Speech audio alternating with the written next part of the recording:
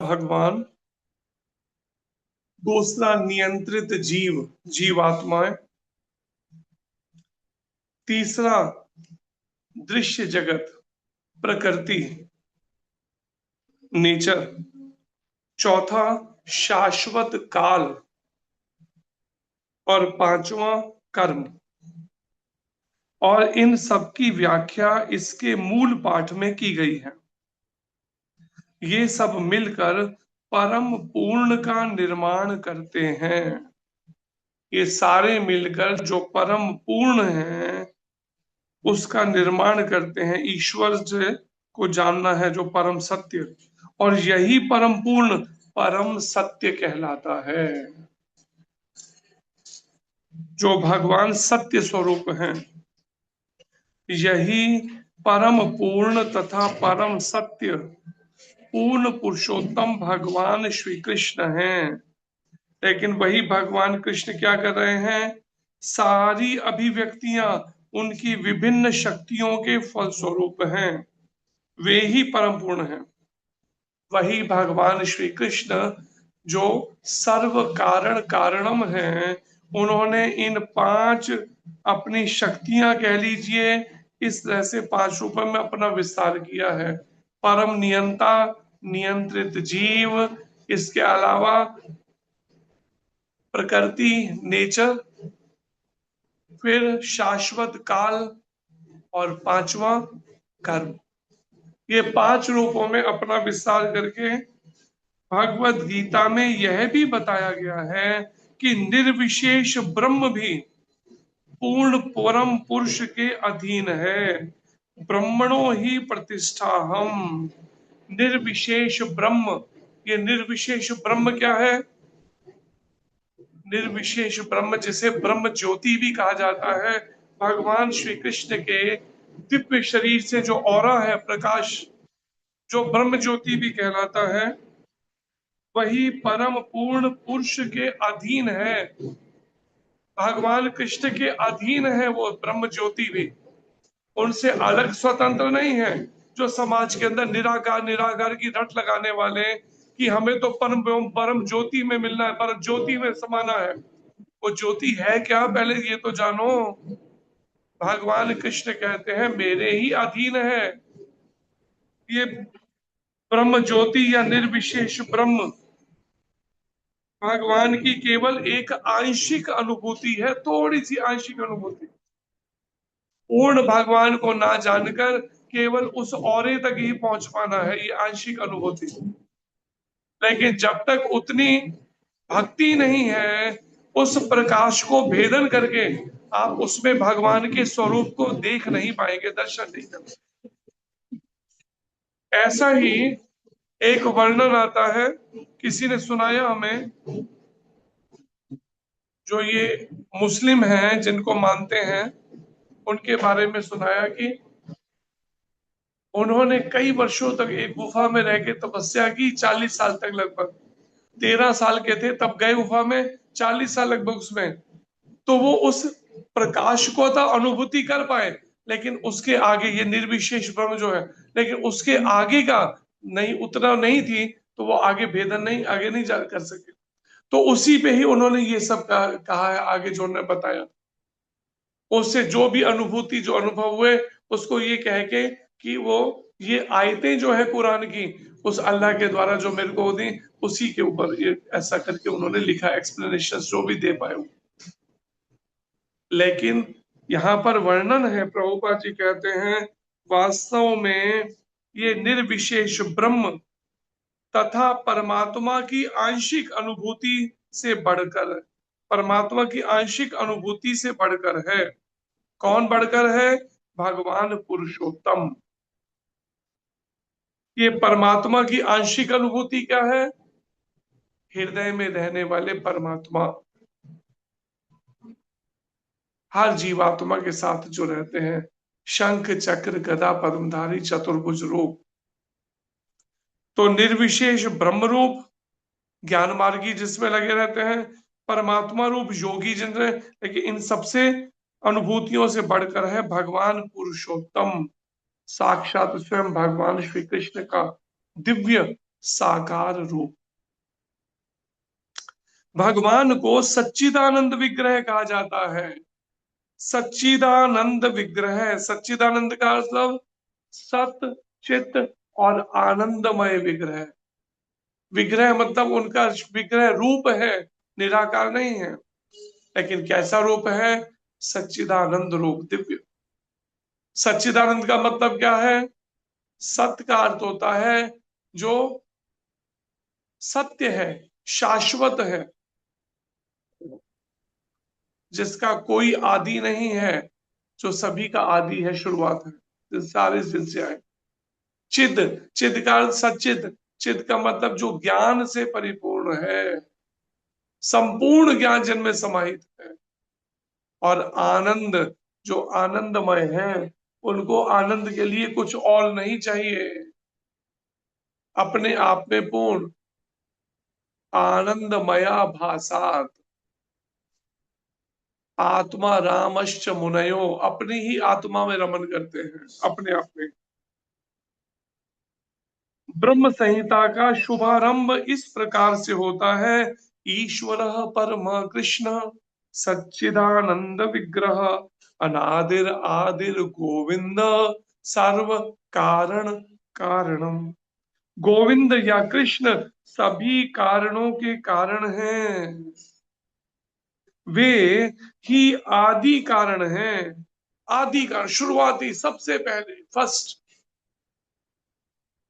और सत, चित तथा आनंद के रूप हैं।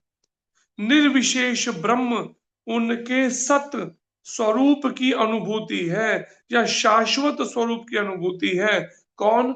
निर्विशेष ब्रह्म जो है, ब्रह्म ज्योति, निराकार ब्रह्म, जो उनका सत स्वरूप है या शाश्वत स्वरूप है। ये सत्स्वरूप कौन सा है? उनका शाश्वत स्वरूप कौन सा है? शाश्वत रूप किस तरह का रूप है? शाश्वत रूप सालिश ने हरे कृष्ण प्रभु जी, धन्य प्रणाम। वही कैसा है निराकार ये शाश्वत रूप? निराकार ब्रह्म प्रभु जी। निराकार ब्रह्म ज्योति है। कैसा है शाश्वत रूप ये स्वरूप? हरे कृष्णा प्रभु जी, धन्यवाद प्रणाम। प्रभु जी सच्चिदानंद स्वरूप। सच्चिदानंद स्वरूप। कैसा है शाश्वत स्वरूप ये पिंकी माता? प्रभु जी सच्चिदानंद स्वरूप है भगवान का। सच्चिदानंद स्वरूप है। मानसी माता कैसा है स्वरूप, शाश्वत स्वरूप?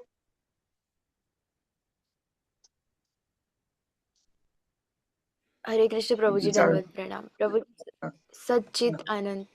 हाँ, सच्चिदानंद। शाश्वत स्वरूप कैसा है ये प्रीति माता? हरे कृष्णा प्रभु जी, पंचांग प्रणाम। सच्चिदानंद रूप प्रभु जी। सच्चिदानंद। कैसा है शाश्वत स्वरूप सर्वमंगला माता? हरे कृष्ण प्रभु जी भगवान श्री कृष्ण का। कैसे सब भोंदू बने हुए, कैसी बुद्धि, कैसे जवाब देते हो? पहले यहाँ देखो कि बोल क्या रहे, मैं प्रश्न क्या कर रहा हूँ, उत्तर दिए जा रहे हो, दिए चले जा रहे हो, सारे के सारे एक ही लाइन के अंदर। मैं शाश्वत रूप कौन सा है? अभी तो बता रहा हूँ कि सबका आदि कृष्ण है। सर्व कारण कारणम ईश्वर परमा कृष्ण। फिर कहते हो सच्चिदानंद सच्चिदानंद सच्चिद, रटे चले। अरे सीधा स्पष्ट बोलो ना, भगवान श्री कृष्ण, कृष्ण है आदि रूप वास्तव में, निर्विशेष ब्रह्म। अरे निर्विशेष ब्रह्म आदि रूप है उनका क्या? मेरा प्रश्न क्या है? और दिए जा रहे हो उत्तर, दिए चले जा रहे हो लाइन से, एक के बाद एक, सबके सब। कैसी बुद्धि हो जाती है आप लोगों की? वास्तव में निर्विशेष ब्रह्म जो है, ये सत्य स्वरूप की अनुभूति है। ये स्वरूप पूर्ण नहीं है, ये अनुभूति के अनुभूति मात्र है। वास्तव में जो शाश्वत है स्वरूप, वो वास्तव में स्वयं भगवान श्री कृष्ण है। श्याम सुंदर, मुरली मनोहर, पीतांबरधारी, गिरिवरधारी। कहाँ खो जाते हो आप लोग? ऐसे में परमात्मा सतचित शाश्वत ज्ञान की अनुभूति है। परमात्मा रूप जो है वो आंशिक है उनका, ज्ञान की अनुभूति के लिए। और निर्विशेष ब्रह्म उससे भी आंशिक, केवल अनुभूति मात्र है। एक जैसे हमें बाहर सुबह सुबह यहाँ बैठे कमरे में रोशनी दिखाई दे गई, रोशनी दिखाई दी तो क्या है? ये एक अनुभूति है। किस बात की अनुभूति है? किस बात की अनुभूति है? बता दो जरा। हाँ बोल दो। किस बात की अनुभूति है? कमरे में बैठे बैठे सामने रोशनी दिखी खिड़की से, तो ये किस बात की अनुभूति है? दीप्ति माता। हरे कृष्णा प्रभु जी, दंडवत प्रणाम प्रभु जी। ये चीज अनुभूति की बाहर सूर्य भगवान मतलब उदित हो गए हाँ हैं। जी, सूर्य भगवान मतलब उदित हो गए हैं, मतलब वो है तो उनकी उनका प्रकाश है। किसकी अनुभूति है ये सोनिया शर्मा माता? हरे कृष्णा प्रभु जी, प्रकाश की अनुभूति है। किसकी अनुभूति है सोनिया कुकरेजा माता? हरे कृष्ण प्रभु जी प्रणाम। कृष्ण सर्वव्यापक हैं तो किसकी कृष्ण की अनुभूति अनुभूति। है ये सलिश जी? प्रभु जी निराकार ब्रह्म।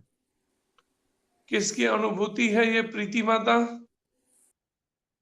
हरे कृष्णा प्रभु जी, पंचांग प्रणाम। ये भगवान श्री कृष्ण की अनुभूति है, अभी भगवान श्री किसकी कृष्ण है। अनुभूति है पिंकी माता? प्रभु जी सूर्य के प्रकाश की। सूर्य देव की अनुभूति है। सूर्य नारायण कैसे? सूर्य भगवान अलग है, सूर्य देव अलग है। अभी ये भी नहीं, इस बात को शायद ठीक से पता नहीं आप लोगों को। सूर्य लोक में सूर्य नारायण भगवान रहते हैं। भगवान कृष्ण का एक ऐसा रूप जो गोल्डन कलर का है, 10 भुजाओं वाला, वो सूर्य नारायण भगवान है। और ये सूर्य देव कौन है? ये सूर्य नारायण भगवान के रिप्रेजेंटेटिव हैं, उनके भक्त हैं, उनके प्रतिनिधि हैं, जिनकी अनुभूति है। रोशनी देखी, इसका मतलब सूर्य आकाश में आ गए, उदित हो गए हैं, इसकी अनुभूति सूर्य देव की बता रही है। इसी तरह से ये जो प्रकाश है, जिसकी यहाँ चर्चा की जा रही है, निर्विशेष ब्रह्म के रूप में, ये किसकी अनुभूति है? भगवान श्री कृष्ण की एक आंशिक अनुभूति है, जिसमें ज्ञान मार्गी उतने में संतुष्ट हो जाते हैं। ये परमात्मा रूप किसकी अनुभूति है? भगवान श्री कृष्ण की आंशिक अनुभूति, जिसमें योगी उतने में ही संतुष्ट हो जाता है। लेकिन भगवान का जो भक्त है, वो ना तो निर्विशेष ब्रह्म से संतुष्ट होता है, ना परमात्मा रूप से संतुष्ट होता है। उसे तो अपने द्विभुज वाले मुरली मनोहर चाहिए, श्याम सुंदर। वो और किसी से तो संतुष्ट नहीं होता। प्रभुपाद जी यहाँ पर समझाते हुए कहते हैं कि अल्प ज्ञानी लोग परम सत्य को निर्विशेष मानते हैं। अल्प ज्ञानी, ज्ञानी है लेकिन अल्प बुद्धि थोड़ी है। वो क्या मानते हैं अल्प ज्ञानी लोग? कि परम सत्य जो भगवान ईश्वर है वो निर्विशेष है, अर्थात उसका कोई रूप नहीं, निराकार है, ऐसा। लेकिन वे हैं दिव्य पुरुष, और इसकी पुष्टि समस्त वैदिक ग्रंथों में हुई है। लेकिन वैदिक ग्रंथ इसे नहीं मानते पूर्ण रूप से। वो क्या मानते हैं? दिव्य पुरुष है, और दिव्य पुरुष का अपना एक रूप क्या है? नित्यो नित्यानाम चेतनश चेतना नाम, जो कठोपनिषद में वर्णन, जिस प्रकार हम सभी जीव हैं और हम सबकी अपनी अपनी व्यष्टि सत्ता है।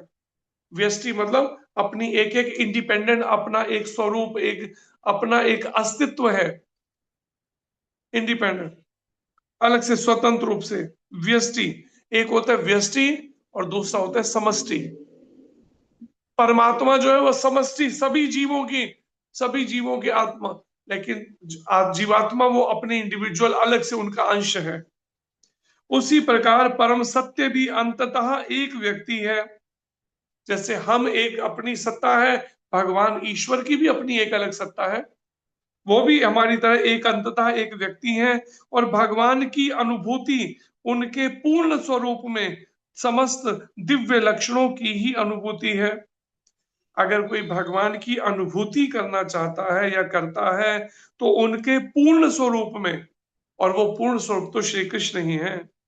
और जो समस्त दिव्य लक्षणों की अनुभूति, सारे दिव्य लक्षण जिनमें प्रकट हो गए, वो है स्वयं भगवान श्री कृष्ण। वो पूर्ण अनुभूति है। यह पूर्णता रूप विहीन अथवा निराकार नहीं है। ये निराकार नहीं है पूर्ण। यदि वह निराकार है या किसी अन्य वस्तु से घटकर है तो वह सर्वथा पूर्ण नहीं हो सकता, तब उसे आप पूर्ण नहीं कह सकते। जैसे मैंने पहले भी बताया था, हमने एक आर्य समाजी थे, सब बैठे थे, तो हमने उनसे यही प्रश्न किया।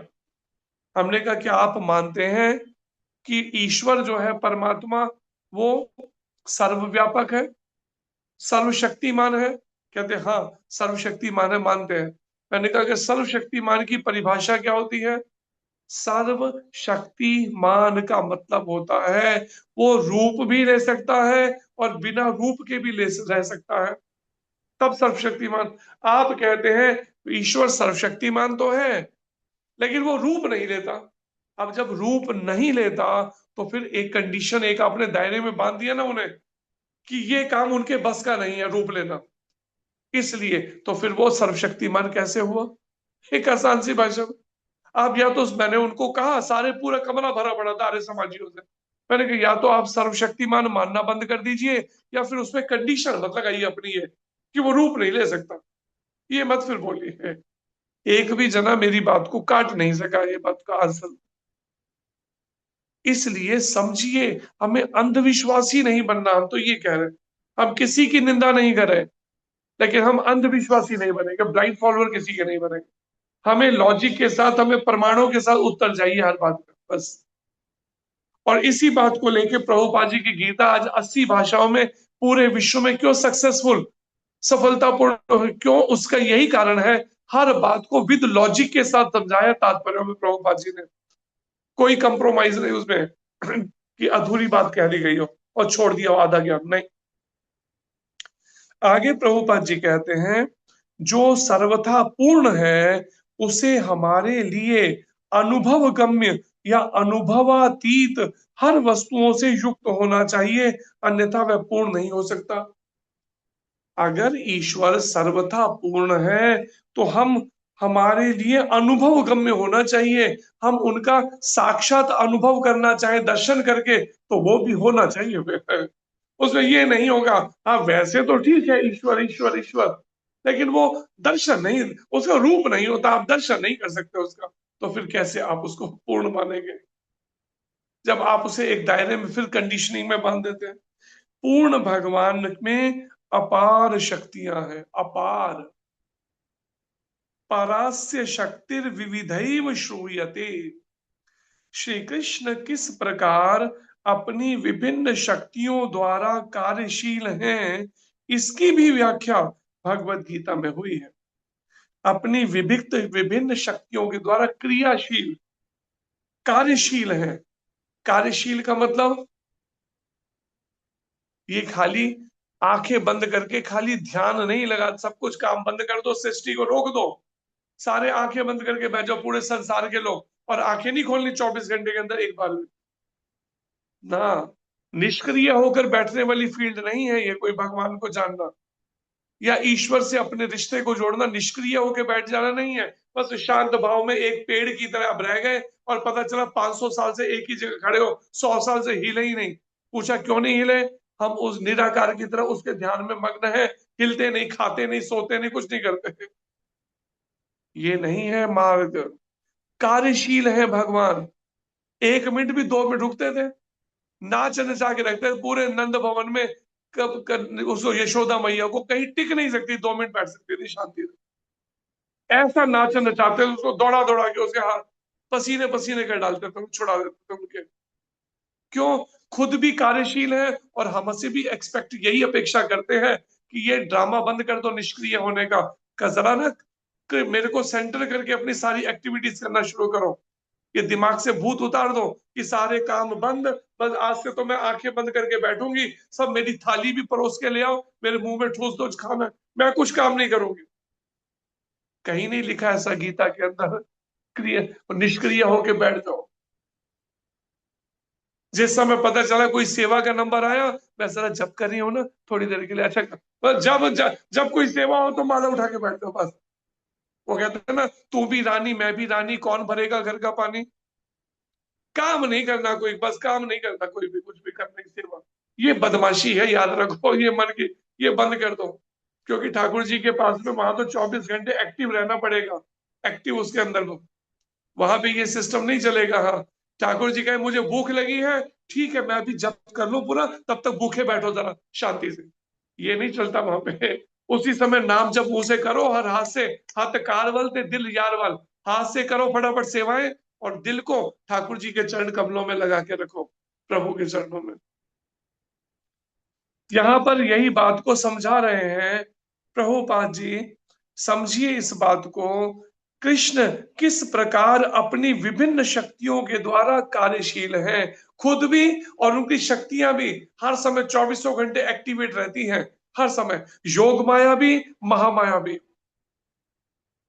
24 घंटे सारे जीवों को घुमा के रखा हुआ है।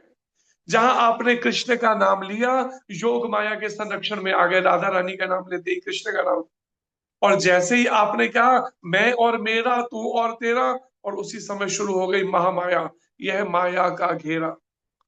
उस समय आप माया के टच में आ गए, बस संपर्क में। अब माया देवी ने ऐसा घुमाया कि परिणाम माथे से वैष्णव तिलक ही गायब हो गया, तिलक ही लगाना बंद हो गए। हमेशा माथे पे तिलक होना चाहिए। ये शरीर एक मंदिर है, मंदिर में ऊपर ध्वजा होती है, ऐसी तिलक शिखा ये सब जो है, ये इसके पे वो है, माथे पे तिलक ही नहीं कोई। बताए जिसका, जिसके माथे पे तिलक ना हो ना, आचार संहिता में वर्णन, उसका चेहरा देखने के बाद स्नान करना चाहिए। अब विचार करो, इस क्लास के बाद मेरे को नहाना पड़ेगा लगता है फिर दोबारा से। कितने सारे इसमें बैठे हैं माथे पे तिलक ही नहीं लगा रहेगा। ओम केशवाय नमः, भगवान केशव मेरे इस ललाट भाग पर विराजमान होकर मेरी रक्षा करें। ओम नारायणाय नमः, नाभि के ऊपरी भाग पर भगवान नारायण मेरे इस भाग विराजमान होकर मेरे इस भाग, ऐसे एक एक पे 13 अंगों पे 13 तिलक, भगवान कवच की तरह रक्षा करने के लिए विराजमान। उनको आसन देना, उनको आसन देना विराजमान। लेकिन हम तिलक ही नहीं लगाते, कैसी हालत हो गई। ब्राह्मण क्षत्रिय वैश्य तीनों तिलक लगाते, एक शूद्र खाली तिलक नहीं है, उनको तिलक की अनुमति नहीं है। अब मैं नहीं कहूंगा आप कौन सी कैटेगरी में हो, आप सब बड़े इंटेलिजेंट है, बुद्धिमान है सबके सब, इसलिए विचार करो। बिना तिलक के नहीं रहते हैं। हमने केवल एक बार तिलक नहीं लगाया था, वो भी पानी का लगाया था तिलक, जब मुस्लिम कंट्री में जाना था तब पानी का तिलक लगाया। ओंकेश्वर 13 तिलक पानी से लगा, अदरवाइज नॉर्मल पूरे तिलक लगा। इसलिए समझिए, तिलक के बिना नहीं रहा जाता। आगे यहां पर वर्णन है, प्रभुपाद जी कहते हैं यह दृश्य जगत या भौतिक जगत जिसमें हम रह रहे हैं, यह भी स्वयं में पूर्ण है, क्योंकि जिन 24 तत्वों से यह नश्वर ब्रह्मांड निर्मित है, वे सांख्य दर्शन के अनुसार इस ब्रह्मांड के पालन तथा धारण के लिए अपेक्षित संसाधनों से पूर्णतया समन्वित है। अब आगे प्रभुपाद जी कहते हैं, ये दृश्य जगत जो खुली आंखों से दिखाई दे रहा है ना, ये संसार, ये दृश्य जगत या फिर इसे भौतिक जगत भी कहते हैं, जिनमें हम रह रहे हैं, यह भी स्वयं में पूर्ण है। इसको भी एक तरह की पूर्णता का संज्ञा दी गई है। हाँ, थोड़ी देर के लिए भले ही ये भगवान की इच्छा से भगवान के ही दिव्य शरीर में चला जाए या 24 तत्वों में समाहित हो जाए, फिर दोबारा से फिर उससे फिर दोबारा प्रकट हो जाते भगवत इच्छा होने पे, जिसे महत तत्व या प्रधान भी कहा जाता है। इन 24 तत्वों को जो पहले बताए गए कई बार, ये नश्वर ब्रह्मांड इन 24 तत्वों के द्वारा निर्मित है। इसके निर्माण में 24 तत्व लगे हैं, 5 ज्ञानेंद्रियां, 5 कर्मेंद्रियां, 5 इंद्रिय विषय, 15 पंच महाभूत अग्नि जल वायु पृथ्वी आकाश, 20 और मन बुद्धि और अहंकार 23, और 24वां क्या है बता दो जरा, देखिए कितना याद है आपको। हाँ 24वां बता दो क्या है, बोलो। हाँ 24वां क्या रह गया, 2 के हाथ खड़े हुए हैं, बोलिए सोनिए शर्मा माता। 24वां पलक पूछने में ही लगी रहता हूँ। हरे कृष्णा प्रभु जी, दंडवत प्रणाम। हाँ 24वां तत्व सूक्ष्म शरीर। सूक्ष्म शरीर 24वां तत्व है। प्रीति माता क्या है 24वां तत्व? गायब भी हो गई हरे बीच कृष्ण में प्रभु से। जी, पंचांग प्रणाम। क्या है 24वां तत्व? सूक्ष्म शरीर प्रभु जी। देखो नकलची कितने पक्के होते हैं। एकदम उसने बोला गलत तो ये भी उसके पीछे चल पड़ी फट से। मैंने बड़े प्रेम से पूछा ना, मैंने आवाज क्या कहाँ हुआ गई? 24वां? कहती सूक्ष्म शरीर। और उसी का रटा हुआ फट से चलो चला दिया फिर दोबारा से। रट्टा लगाने में एक्सपर्ट है, एक नंबर का देखिए क्या एक्सपर्ट। होगा, आवाज क्या हो शोभा गई? माता, बस बस देखियो बस, अब दोबारा नहीं, बस आवाज बस कम बस। करिए इसकी। अब जिसका नंबर आवाज है उसको कहाँ गई? शोभा देखिए माता बोलो। 24वां हरे तत्व क्या कृष्ण है प्रभु जी। जी? प्रकृति के 3 गुण। प्रकृति के 3 गुण रह गए थे, उसको सूक्ष्म से ही शुरू कर दिया बोलना। प्रकृति के 3 गुण सतो रजो तमो गुण, ये मिलाकर हुए हैं 24 तत्व पूरे। इनको एक ही गिना जाता है प्रकृति के गुणों को, 3 गुणों को। तो ये 24 तत्वों को मिश्रण मिलाकर आपस में ये सारा ब्रह्मांड बना है, जिसमें ये शरीर भी हैं। इसी 24 तत्वों में से बने हुए शरीर भी हैं सारे, जिनके अंदर क्या लग रहा है? ये मेरा पति है, ये मेरी पत्नी है, ये मेरे बच्चे हैं, ये मेरे माता पिता हैं, ये मेरा घर है, ये सब जितना कुछ है 24 तत्वों का मिश्रण है। ये जो बीच में है ना, वो केवल जीवात्मा ही है, लेकिन जीवात्मा से कभी जाना ही नहीं, केवल चमड़े से ही, केवल चमड़े से पहचान करते रहे। और चमड़े की सबसे बढ़िया पहचान किसको होती है? चमार को, मोची को कितना बढ़िया तरीके से चेक करना आता है कौन सी क्वालिटी का चमड़ा है। लगाते हैं ना, चप्पल बनवाने जाते हैं, जूता चप्पल, तो कैसे वो चमड़े को एकदम छू के बता देता है कौन सी क्वालिटी है। बस चमड़े से अपनी पहचान करें, चमड़ी से केवल, आत्मा से कोई पहचान नहीं। एक को भी नहीं जानते, ना पति की आत्मा को, ना पत्नी की, ना बच्चों की, ना माता पिता की, लेकिन चमड़े से सबकी पहचान है। ये मेरी पत्नी है, ये मेरा पति है, ये मेरे बच्चे हैं, मेरे मेरे मेरे। 24 तत्वों से बना, प्रभुपाद जी कहते हैं यही समझाते हुए कि जिन 24 तत्वों से यह नश्वर ब्रह्मांड निर्मित है, वे सांख्य दर्शन में आता है। ये सब सांख्य दर्शन के अनुसार इस ब्रह्मांड के पालन तथा धारण के लिए अपेक्षित संसाधनों से पूर्णतया समन्वित है। जो इसके लिए पालन करने और धारण करने के लिए जो भी संसाधन है, जो जो चीजें चाहिए, वो सब पूरी तरह से समन्वित हैं इस ब्रह्मांड के पालन धारण कर। सांख्य दर्शन में इस सब का वर्णन है। इनमें ना तो कोई विजातीय तत्व है, ना ही किसी की आवश्यकता है। वास्तव में भगवान क्षीरोदकशाही विष्णु हैं, जिनका जो पालन करने धारण करने, लेकिन इसमें कोई भी और विजातीय, विजातीय मतलब जो इस जाति से नहीं अलग है कोई, इसके अलावा 24 तत्वों के और कुछ भी नहीं अलग से कोई, ना ही किसी की आवश्यकता है इसके अलावा 24 तत्व। इस सृष्टि का अपना निजी नियत काल है, एक अपना निजी नियत काल है सृष्टि का। कितना है इस नियत काल, इस निजी सृष्टि का निजी नियत काल क्या है? कितना है इस सृष्टि का अपना निजी नियत काल? कभी लिखना तो है नहीं, नोट तो करना नहीं, इसलिए अब लगाओ दिमाग पे जोर। कितना है इसका नियत काल? कितना है निजी नियत काल? जरा बता दो। देखा, अटक गया ना फिर दोबारा, क्योंकि समय पे तो नोट करना नहीं। एक हाथ बड़ी मुश्किल से खड़ा हुआ है, सोच सोच। 4,32,000। हाँ पूजा माता बोलिए। कोई ज्यादा कितना प्रभु जी? 4 अरब 64 करोड़। ये पूजा माता की आवाज है तो किसी और की? तो पूजा पिता की आवाज लग रही है। प्रभु जी मैं बोल रहा हूँ, अजित पर बोल रहा हूँ, अजित पर बोल रहा हूँ। अच्छा, तो क्या बोला, बोलिए दोबारा। 4 करोड़ 64, 4 अरब 64 करोड़। 4 अरब 64 करोड़। पिंकी माता ठीक बोल रहे हैं ना ये? हरे कृष्णा प्रभु जी, दंडवत प्रणाम। प्रभु हरे जी, कृष्ण। 4 अरब 32 करोड़। 4 अरब 32 करोड़। निशु माता ठीक बोला है ना ये? जी प्रभु जी, सही कहा उन्होंने। हाँ, सही कहा है। एक साथ मिल गई साथ में आपके, चिंता मत करो, अकेली नहीं हो, मिल गए। प्रियंका माता ठीक बोला है ना इसने? हरे कृष्ण प्रभु जी, दंडवत प्रणाम। प्रभु जी 4,32,000 कलयुग की उम्र। 4,32,000 वर्ष। इसलिए बड़े विचार करके बोलना चाहिए। वरुण सोनी जी ठीक है ना ये आंसर? हरे कृष्णा प्रभु जी, दंडवत प्रणाम। हरे कृष्ण। प्रभु जी, माता जी ने 4,32,000 कलयुग की आयु बताई है। टोटल आयु हाँ, तो जब 43 लाख। आप सही बता दो ना, मेरे को तो पता ही है, मेरे को क्या समझा रहे हो। वो गलत बोलिए, मेरे को तो पता ही है उसने गलत बोला है। आप बताओ, आप अपना आंसर। टोटल प्रभु जी 43,23,000 है।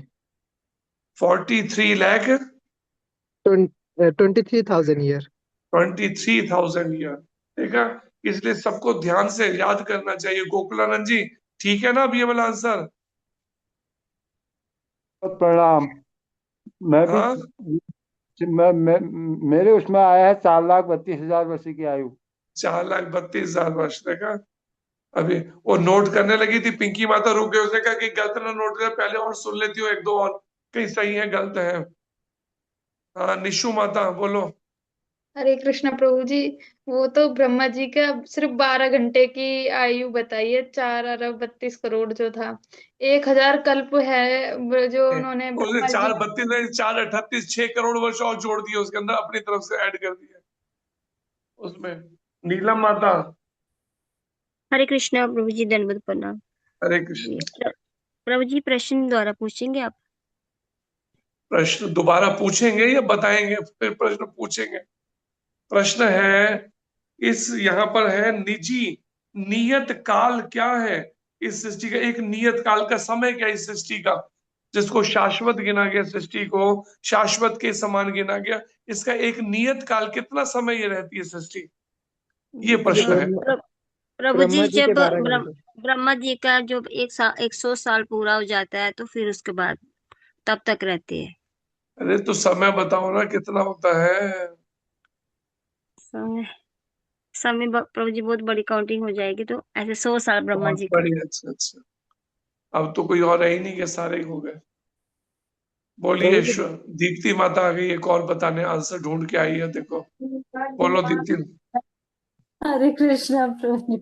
हरे कृष्ण जी, बोलिए। नहीं है कुछ, लेकिन एक बार मैंने क्लास में सुना था 4 ट्रिलियन करके कुछ था, 4.32 अरब कुछ था, 4 ट्रिलियन करके कुछ था।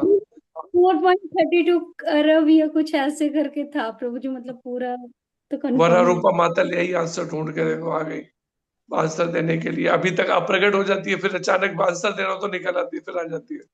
बोलो वरा रूपा माता। हरे कृष्णा प्रभु जी, दंडवत प्रणाम। हरे कृष्ण जी। प्रभु जी ट्राई करती हूँ। जी, इंग्लिश में इसको ट्रिलियन इयर्स है प्रभु जी, 311 trillion years and 40 billion years. ये 100 वर्ष होते हैं टोटल ब्रह्मा जी की आयु के, इफ इट्स करेक्ट 3 ट्रिलियन और 40 million. 40 billion. 311 trillion and 40 billion years ये टोटल है। हिंदी में मुझे नहीं आता प्रभु जी इसको कहना। लेकिन इसमें भी ये सही नहीं है आंसर वैसे तो। जी प्रभु जी, आई एक्सेप्ट दैट, पर ये अब टोटल। एक अकेले शुद्ध भक्ति माता रहेगी, देखें ये बड़ी देर से हाथ पहले नंबर से खड़े किए हुए। देखें इसका आंसर क्या है, शुद्ध भक्ति माता बोलो। हरे कृष्णा प्रभु जी। हरे प्रभु कृष्ण। जी, इस सृष्टि का जो मतलब समय है वो 4 अरब 32 करोड़ है। उसके बाद ये सृष्टि में जो है प्रलय आता है, और जब वो ब्रह्मा जी के 100 दिन होते हैं तब पूरे ब्रह्मांड में यानी ऊपर के लोकों में भी प्रलय आता है। लेकिन यहाँ पर प्रश्न इस सृष्टि का है। तो यहाँ पर जो वर्णन शायद भागवतम में आया था, वर्णन उसके अंदर था वर्णन, भागवतम में, गीता में भी होगा वैसे, एक दो अध्यायों के अंदर है इसका वर्णन। 4 अरब 30 करोड़ वर्ष का वर्णन है इसके अंदर। पहले श्लोकों में आ चुका है कुछ जगह पे, और भागवत में भी है, गीता में भी है। 4 अरब 30 करोड़ वर्ष। इन्होंने 2 करोड़ वर्ष एक्स्ट्रा रख दिए हैं, लगता है अपने लिए रखे बचा के एक्स्ट्रा बढ़ाकर। 4 अरब 30 करोड़ वर्ष का मैंने उसमें वर्णन अभी सामने, मेरे को वो फिर निकालना पड़ेगा पेजेस में भागवतम से। प्रभु जी हरे कृष्णा। प्रभु जी अभी हम हरे लोग कृष्ण प्रभु जी। कर हाँ जी। प्रभु जी, प्रभु नारद जी, मुनि। ये आमुख में ये बता रखा है, कृष्ण इस धरा पर ब्रह्मा के एक दिन में एक बार अर्थात प्रत्येक 8 अरब 64 करोड़ वर्ष बाद अवतार लेते हैं। इसे किस तरह से समझ सकते हैं? आमुख में बता रखा है। शुरू के ही वैसे भागवतम के पहले स्कंद के ही अध्यायों में है इस तरह के वर्णन। 8 प्रभु अरब जी 60 करोड़ बताया प्रभु जी एक प्रभु दिन जी में। 4 अरब 32 हमने पढ़ा था अभी, मतलब कुछ दिन पहले ही। वो कहाँ है अभी वो दो मुझे। तीन दिन पहले ही कुछ ऐसा विषय आया था, वो जो चैप्टर आया था। नारद मुनि का जो संवाद चल रहा था ना व्यास देव जी के साथ, उसमें प्रभु जी। नारद जी के प्रसंग में। नहीं प्रभु जी, आप सही हैं, इसमें आमुख में 8 अरब 60 करोड़ है। तो जो 4 अरब 30 करोड़ है वो रात्रि का टाइम है, लेकिन उस समय सृष्टि जलमग्न रहती यहाँ है। पे सृष्टि का टाइम बोला जा रहा है, इसलिए मैंने 4 अरब 30 करोड़, 8 अरब 60 करोड़, या जो बोल रहे हैं आप वो डबल उसको करके रात्रि का भी है तो 7 बोल रहे हैं आप, इसलिए ऐसा बोल रहे हैं। हाँ, तो 4:30 है प्रभु जी। आप मतलब ये हम क्योंकि 4:32 अभी तो 4 अरब 32 करोड़ वर्ष 100 वर्षों के बाद जब भगवान की इच्छा से ब्रह्मा पुनः सृष्टि करने के लिए जागे, तो मरीचि, अंगिरा, अत्रि इत्यादि सारे ऋषि भगवान के दिव्य शरीर से उत्पन्न हुए, और उन्हीं के साथ साथ मैं भी प्रकट हुआ। 4 अरब 32 करोड़ सौर वर्ष, और सौर वर्ष की गणना मैंने बताई थी पीछे आपको, 365 दिन और कुछ घंटे थे, 18 घंटे और 5 घंटे 48 मिनट। ब्रह्मा जी के 46 जीवन के एक दिन की अवधि है जब सृष्टि रहती है 4 अरब 32 करोड़ वर्ष, 432 शुद्ध भक्ति माता का सही है। एक और ने भी पहले बोला था, मेरे ख्याल से सही आंसर ये बोला। अब किसने बोला था ये उनको पता होगा किसने बोला। पिंकी माता ने बोला था 4 अरब 32 करोड़ का। तो यहाँ पर जो वर्णन है पूर्ण भगवान में अपार शक्तियां हैं, ये हो गया।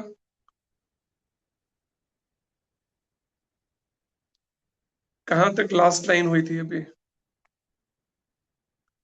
प्रभु जी, इसमें कोई विजातीय तत्व नहीं है, न ही किसी वस्तु की आवश्यकता है।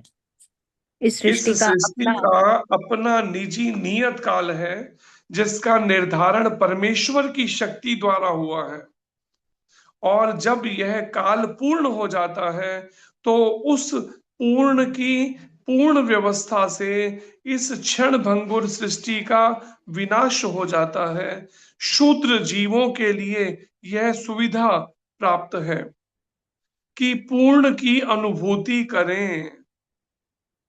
सभी प्रकार की अपूर्णताओं का अनुभव पूर्ण विषयक ज्ञान की अपूर्णता के कारण है। इस प्रकार भगवत गीता में वैदिक विद्या का पूर्ण ज्ञान पाया जाता है। वाक्य को इतना कई बार शब्दों को ऐसा उलझे हुए होते हैं, इसको समझिए लाइन को क्या है। सभी प्रकार की अपूर्णताएं, जितनी भी तरह का अधूरापन है ना हमारे जीवन के अंदर, उस अपूर्णताओं का जो अनुभव हो रहा है उसके पीछे पूर्ण विषयक ज्ञान, जो भगवत संबंधी ज्ञान है, पूर्ण विषयक ज्ञान, ईश्वर संबंधी ज्ञान की अपूर्णता के कारण है। ईश्वर संबंधी ज्ञान हमें अधूरा है, अपूर्ण है, इसलिए हमें सब कुछ अपूर्ण ही हो रहा है, ये अर्थ है इसका। अधूरे ज्ञान के कारण हर एक्शन हमारा, हर काम अधूरा हो रहा है जीवन का। अगर हम पूर्ण ईश्वर से को अगर ठीक से अगर जान लें प्रमाणिक गुरु और प्रमाणिक शास्त्र के द्वारा, तो आप देखेंगे जीवन की सारी अपूर्णताएं खत्म हो जाएंगी, अधूरेपन खत्म हो जाएंगे, और हम एक तरह से पूर्णता के उस पे चले जाएंगे। जैसे प्रभुपाद जी को देख सकते हैं, उन्होंने कैसे खेल खेल के हम देखते देखते कैसे उन्होंने जब खुद पूर्ण है तो परिणाम में सारे संसार के अंदर उन्होंने एक व्यक्ति 70 साल के व्यक्ति ही 7 समुद्र पार गए $7 लेकर, और 7 सालों के अंदर पूरे विश्व भर में केंद्र स्थापित किए। 11 सालों में तो कंप्लीट कर चुके थे अपना कार्य। ये है पूर्णता। पूर्णता कैसे? पूर्णता की तरफ लेके। लेकिन अगर अधूरापन है जीवन में, अपूर्णता है, ईश्वर के बारे में पूर्ण ज्ञान नहीं है, सारे कार्य अव्यवस्थित होंगे, सारे अपूर्ण होंगे। बस हर काम में अधूरापन, हर काम में अशांति, डिस्टर्ब, फ्रस्ट्रेशन, स्ट्रेस, यही सब भरा रहेगा। क्यों? अभी तक उस पूर्णता को, उससे अभी तक ईश्वर से साक्षात्कार नहीं हुआ ना, वो अधूरापन। जैसे जैसे हम इसमें आगे बढ़ते जाएंगे, वैसे वैसे एक पूर्णता का एक अलग ही अनुभव सा होने लगेगा। आप बाकी फ्रस्ट्रेट लोगों से आप देखेंगे, आप ऐसी छोटी छोटी बातों में फ्रस्ट्रेट नहीं होंगे, अशांत नहीं होंगे, विचलित नहीं होंगे। पर करना क्या होगा? इस बहिर्मुखी इंद्रियों को अंतर्मुख करना होगा। हर समय बस संसार को ताकने में जो लगे हुए हैं, थोड़ी देर अपने हृदय में उस प्रभु को भी उनकी भी छवि को निहारने के लिए समय निकालो। दुनिया तो सब देखनी है, आंखें हर समय खुली है, बस लगे हैं घंटों मोबाइल पे, हटते ही नहीं स्क्रीन से। लेकिन थोड़ी देर आंखें बंद करके उस परमात्मा को भी निहारने का समय निकालना चाहिए, जो हृदय में जीवात्मा के साथ ही विराजमान है। और अगर नहीं कनेक्ट कर पा रहे अपने ध्यान को, इसलिए चैतन्य महाप्रभु ने ये 16 शब्द का हरे कृष्ण कृष्ण कृष्ण हरे हरे, हरे राम राम राम हरे हरे, ये मोबाइल नंबर दिया है कनेक्ट करने के लिए। बस फर्क इतना है, संसारिक मोबाइल नंबर जो है वो 10 डिजिट के होते हैं, ये 16 डिजिट का है, बस इतना से अंतर है। इसलिए कीर्तनीय सदा हरि, नाम गाने सदा रुचि से एक बार देखिए तो सही, फिर देखिए हृदय के अंदर कैसी आनंद की अनुभूति होती है। मोहन से प्रीत लगा लो, तुम आज हरि गुण गा लो, भव सागर से मूर्ख बंदे, नैया पार लगा लो। मोहन से प्रीत लगा लो, तुम आज हरि गुण गा लो। हरे कृष्णा। धन्यवाद सबका। बोलिए वरुण जी।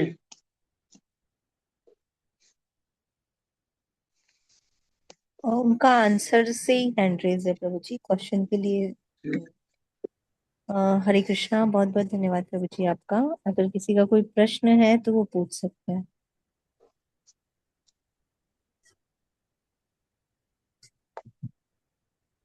जी निशा माता जी, अनम्यूट कीजिए। हरे कृष्णा प्रभु जी, दंडवत प्रणाम। हरे कृष्णा माता जी, दंडवत। हरे कृष्ण। प्रभु जी, आपने बताया था कि ब्रह्मांड 24 तत्वों से बना है, तो प्रभु जी को 24 तत्व एक बार बताना प्रभु जी। श्रीमद् भगवद गीता के 13वें अध्याय के हरे कृष्णा 7वें प्रभु श्लोक जी। के तात्पर्य में वर्णन है इसका। भगवद गीता 13वां अध्याय 7वें श्लोक का तात्पर्य के आखिर में ये वर्णन आया है। उसमें 5 ज्ञानेंद्रियां, जिनमें आते हैं ज्ञानेंद्रिय में आंख, नाक, कान, जीभ और त्वचा।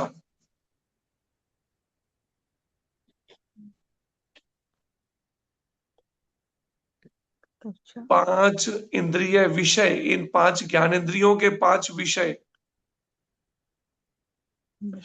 रूप, रस, गंध, स्पर्श और ध्वनि, ये 5 इंद्रियों के 5 विषय हैं, ज्ञानेंद्रियों के 5 विषय हैं। रूप, रस, गंध, स्पर्श और ध्वनि, आवाज, कानों का विषय। फिर 5 कर्म इंद्रियां, जिनसे कर्म होते हैं, जिसके फल भोगने पड़ते हैं। 5 कर्म इंद्रियां, वाणी, हाथ, पैर, मल, मूत्र, द्वार, ये 5 कर्म इंद्रियां, जिनके कर्म सब काउंट होते हैं और उसके फल भोगने ही पड़ते हैं जीव को। इसके बाद 5 महाभूत, अग्नि, जल, वायु, पृथ्वी, आकाश, 5 महाभूत 20 हो गए। इसके बाद 3 मन, बुद्धि और अहंकार। ये अहंकार मिथ्या अहंकार, झूठा अहंकार वाला, मिथ्या अहंकार वाला है। ये वास्तविक अहंकार वाला अहंकार नहीं है। अहंकार भी दो तरह का होता है। एक वास्तविक अहंकार कि मैं जीवात्मा हूं और परमात्मा भगवान कृष्ण का अंश हूं, यह है वास्तविक अहंकार। और मिथ्या अहंकार क्या है? मैं स्त्री हूं, मैं पुरुष हूं, ये है मिथ्या झूठा अहंकार।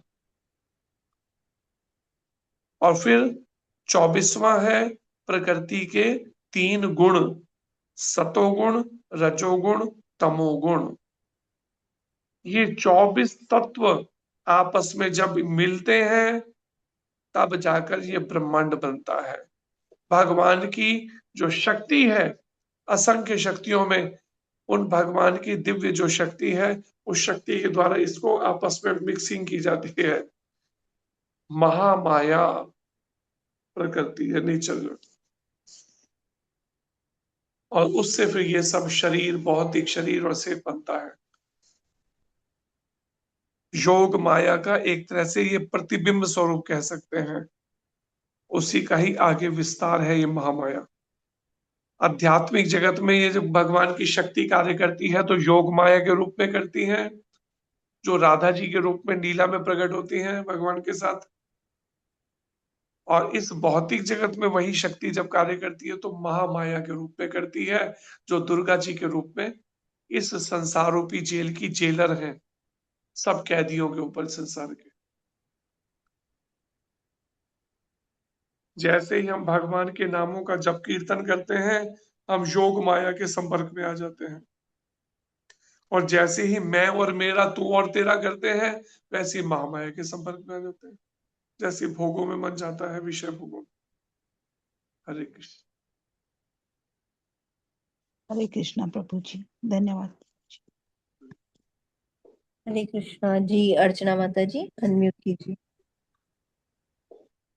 प्रभु जी हरे कृष्णा, प्रणाम। प्रभु जी हरे आपने जो वो सूर्य देव के बारे में बताया था ना, एक बार दोबारा से बता देंगे? श्रीमद् भागवत में वर्णन किया शुकदेव जी ने। सूर्य लोक के अंदर सूर्य नारायण भगवान रहते हैं, जो 10 भुजाओं वाले गोल्डन कलर के हैं। और उनके जो भक्त हैं के रूप में सूर्य देव हैं, जो उनके प्रतिनिधि भी कहलाते हैं, उनके भक्त भी हैं, उनके रिप्रेजेंटेटिव हैं, भगवान को रिप्रेजेंट करते हैं। वहां भी पूरी सृष्टि चलती है, फर्क इतना है वहां अग्नि प्रधान शरीर है, जैसे यहाँ पर जल और ये सब प्रधानता है।